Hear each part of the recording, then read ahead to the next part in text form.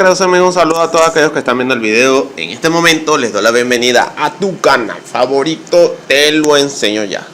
En este video tutorial te enseñaré a cómo crear las encuestas en Instagram, ¿ok? Para ello vamos a ir a la aplicación de Instagram. Cuando estamos allí dentro vamos a darle donde dice tu historia, para agregar una historia normal, común y corriente, ¿ok? Como lo hacemos normalmente. Luego vamos a crearla. Yo la voy a crear en este momento. Ok, y aquí lo que hice fue cargar una imagen. Entonces vamos a seleccionar esta opción.